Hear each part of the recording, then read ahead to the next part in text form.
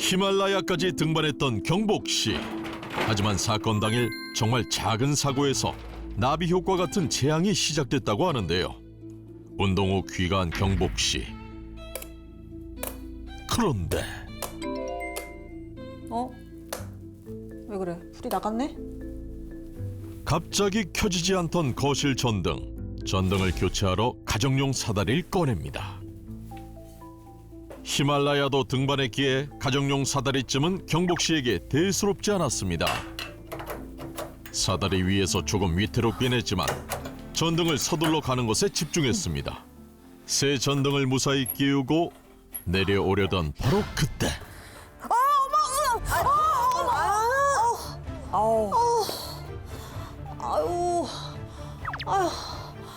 무슨 전기 통하는 줄 알았네.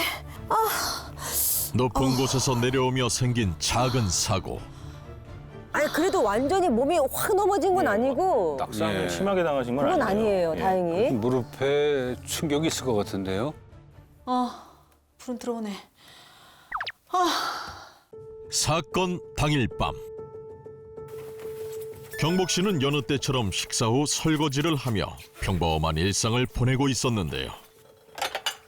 그런데 왜인지 본능적으로 불길한 예감이 들었다고 합니다. 속 왜 이러지? 알 수 없는 불편함이 경복 씨의 온몸을 감싸오는 것만 같았습니다. 조금씩 뭔가 이상해. 두통이 오기 시작했어요. 두통이요? 예, 어지럽고 네, 구토도 오기 시작했고. 어이구. 네.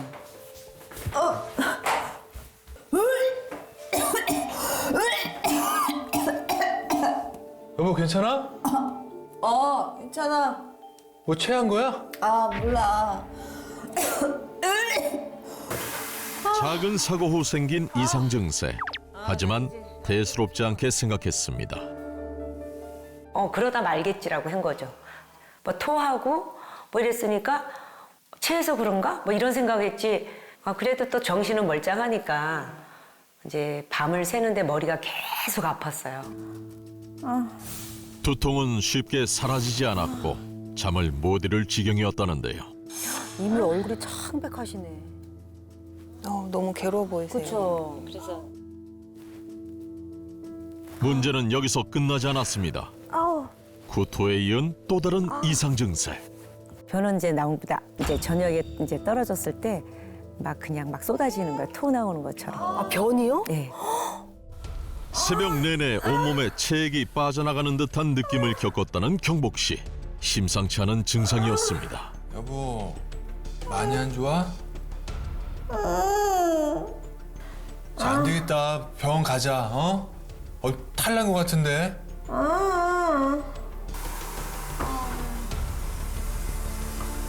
여보 병원 가자. 옷 갈아입어. 왜? 지금 응급실 너무 비싸잖아. 내일 아침에 가도 될 것 같아. 뭔 소리야. 지금 사람이 이 지경인데. 돈이 문제인가요? 엄청난 토와 엄청난 소변과 엄청난 설사가 엄청나게 나왔었어요.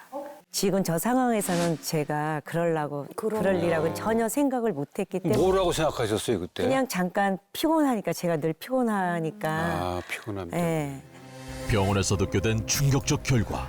신경복님, 이제 오시면 어떡합니까? 어제 새벽부터 토하시고 이상하셨으면 바로 오셨어야죠. 네, 지주막하 출혈입니다. 뇌출혈이에요. 깜짝 놀랐어요. 어제 처음 구토하시기 전에 있던 일 중에 원인이 있을 수 있는데 특별히 어디 부딪혔거나 몸에 충격이 있으셨나요? 높은 곳에서 발을 헛디뎌서 떨어진 적이 있는데 그냥 찌릿한 게 심하게 오네? 이 정도였거든요? 근데 머리를 부딪힌 것도 아닌데 뇌출혈이 올 수도 있나요? 혈관이 다 이어져 있다 보니까 압이 가해지면서 한 군데가 불특정하게 다발성으로 파열되기도 하고 평소에 이미 그 위치에 콜레스테롤이나 고지혈증 혈전이 있을 수도 있습니다. 작은 사고를 방치해 삽시간에 찾아온 뇌출혈. 우선 CT 검사상 여기 뇌혈관이 터지셨어요. 지체되면 사망할 수도 있습니다. 만약 발견이 조금만 늦었다면 사망할 수 있었던 상황. 평소 기저질환도 없던 경복 씨. 50대의 뇌출혈이 찾아온 진짜 원인은 무엇일까요? 아니 혈관이 연결돼 있긴 하지만 그 충격으로 뇌혈관이 터질 수가 있어요? 넘어지면서 그 충격에 약해져 있던 혈관이 찢어졌을 가능성이 있고요. 아니면 원래 정상까지도 그렇게 올라가시는 분이 놓쳤을 가능성보다는 이미 그때 조금씩 찢어지기 시작한 뇌에 거죠. 문제가 있었다. 예. 그러니까 계단 위에서 약간 이게 찢어지기 시작하니까 중심을 못 잡고 넘어지셨다. 네. 그 이렇게 순간에 전후 관계가 이미 그렇게 아, 생각할 수 있다. 이미 진행돼 있었던 그럴 거죠. 가능성이 있죠. 뇌출혈 수술 이후 장기간 입원을 해야 했던 경복 씨. 저기 떨어지면서 저는 이제 뇌 쪽만 있는 줄 알았더니 떨어지면서 이제 척추에 이상이 생긴 거예요. 뇌출혈 후유증으로 인한 척추 통증. 그 고통은 이루 말할 수 없었는데요. 비상호출배를 쥐고 생활해야만 했습니다. 신경복 환자분 괜찮으세요? 아, 저 선생님. 나 진통제 좀 더 붙여주면 안 될까요? 나 진짜 죽을 것 같은데? 하반신 마비까지 올 지경까지 해서 제가 걷지도 못하고 겨우 누워 있을 정도만 되고 이제 이 고통 때문에 먹을 수가 없으니까 이제 몸무게가 빠지기 시작하는 거죠. 근육도 제가 가지고 있는 모든 근육이 다 빠져버리고 경복 씨의 정신력은 고통 앞에 좌절됐습니다. 엄청나게 힘들었죠. 엄청나게 마약 패치, 네, 그걸로 살았어요. 퇴원할 때까지 저의 의지가 완전히 바닥이 되더라고요. 그 검사를 받으면서 제 힘으로 할 수 있는 게 하나도 없는 거예요. 발 한 번 잘못 디뎌서 떨어졌을 뿐인데 뇌출혈에 또 하반신 마비 후유증까지 오셨습니다. 이게 괜히 나비 효과라는 게 아니었습니다. 저 때는 정말 일어나지도 못하고 뭐 제가 제 키가 작거든요. 150밖에 안 되는데 체중이 36kg까지 빠졌어요. 36kg까지 빠졌어요. 그래서 이제 저희 문병 오시는 분들이 저 앞에서는 이제 내색을 안 하는데 문 닫고 가면 그 소문대는 소리가 좀 가망이 없을 것 같으다. 그리고 이제 저희 식구들은 이제 막 그 울음소리도 들리고 그 정도였었어요. 눈물 날라 그래. 아유, 그때 생각하시니까 그렇죠. 이 무서운 뇌졸중은 요즘 같은 겨울철, 특히 시청자 여러분 중에서도 60대 이상이시라면 더욱더 주의를 하셔야 됩니다. 나이가 들면 혈관이 노화가 되면서 탄력을 잃고 그게 혈액순환을 어렵게 만드는데요. 역시 젊을 때에 비해서 혈액순환이 좀 느려지기 때문에 더욱더 주의를 하셔야 됩니다. 이렇게 혈관이 낮아진 기온으로 인해서 갑자기 움츠러들면 활동 범위가 좁아지게 되고요. 이게 수축과 팽창을 반복을 하면서 혈관벽이 약해지면서 찢어지게 돼요.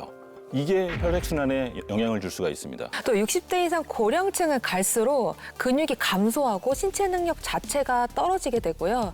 또한 반사신경이 둔해지게 됩니다. 때문에 어르신들이 특히 늘 생활하시던 실내 공간에서도 뭐 넘어지고 엎어지고 또 부딪히는 사고가 많이 발생합니다. 자, 그런데 사실 신경복 씨한테 일어난 일은 50대 때 일어난 일입니다. 그러면 50대라면 여러분 생각해 보세요. 아직 그 쌩쌩할 나이입니다. 아닌가요? 근데 제가 사실 또 고백할 게 더 있어요. 예, 그래요? 네. 어머. 예. 돌연사 주범 네. 두 번의 뇌졸중 극복. 두 번이요? 예. 제가 이제 첫 사고는 50대 때 그랬고 네. 60대 때 한 번 더 그래요? 아니, 그럼 사고가 지금은 있었습니다. 아니, 지금도 너무 놀랍잖아요. 네네. 그런데 그게 한 번이 아니라 두 번이셨다고요? 네, 맞습니다. 두 번이었어요. 우리 신경복 씨가 아직 끝난 게 아닙니다. 이분이 이게 보통 기사회생 하신 분이 아니거든요. 그러네요. 신경복 씨에게 일어난 이야기를 계속 보겠습니다.